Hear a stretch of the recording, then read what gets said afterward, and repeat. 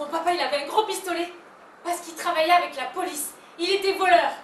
Il était fier, il disait « C'est grâce à moi que les policiers ont du travail. » Il disait aussi « Tout bien réfléchi, je suis d'utilité publique tout autant que ta mère. » Elle lui répondait « C'est bien d'être utile, mais c'est fatigant d'être public. »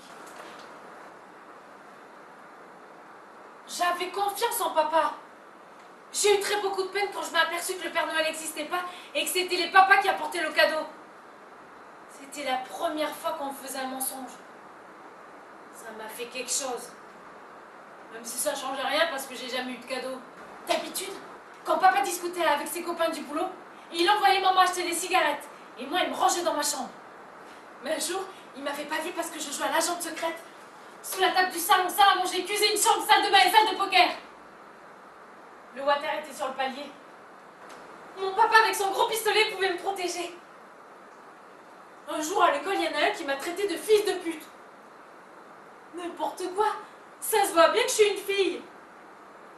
Alors le jour d'après, il l'a attendu à la sortie de l'école pour lui mettre la raclée qu'il méritait. Même qu'il n'avait pas peur du grand frère qui l'attendait à la sortie. Des fois, quand papa rentrait, je sentais à son odeur de pastis qu'il fallait que je le laisse tranquille. Mais des fois, c'est lui qui me laissait pas tranquille. Il me disait « Me regarde pas comme ça. Et puis, je vais t'apprendre, moi. » En me cavalant derrière avec son ceinturon. C'est à cause de papa que j'ai appris à courir très vite. Mais pas assez parce que même s'il courait pas droit, il me rattrapait toujours à cause de mes petites jambes.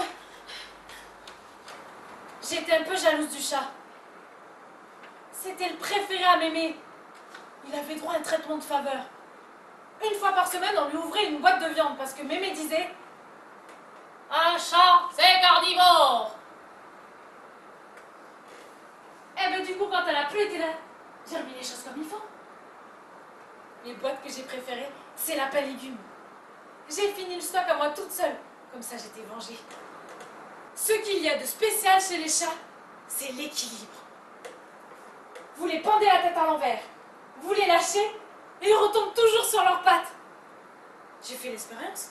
J'ai lâché le chat à Mémé de plus en plus haut, pour voir si le vertige ne lui coupait pas l'équilibre. Eh bien non. De la grue des HLM jusqu'à la hauteur du viaduc. Il se plante dans la boue. Splatch. Mais toujours sur ses pattes. De plus haut? Je sais pas, j'ai pas essayé. Alors que je me disais que maman chat avait un instinct très maternel, elle s'est transformée en fauve. Elle a commencé par croquer la tête du petit mignon et gloups, elle l'a avalé. Mon sang a pas fait un tour. Devant tant d'affrosité et de cruauté, j'ai vaincu le mal par le mal. J'ai fourré tout le monde dans un grand sac à patates avec un parpaing et zou à la paille. Une vraie famille, ça n'existe pas.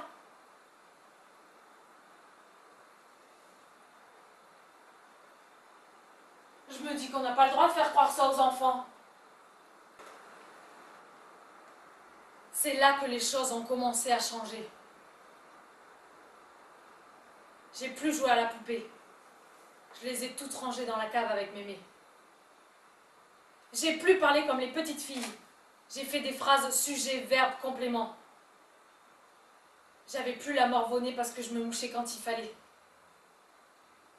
Je débordais plus en me mettant du rouge à lèvres.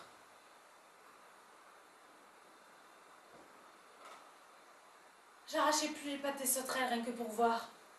Mais j'avais toujours peur des araignées. J'ai plus rangé mes ongles parce que j'ai laissé pousser mes griffes.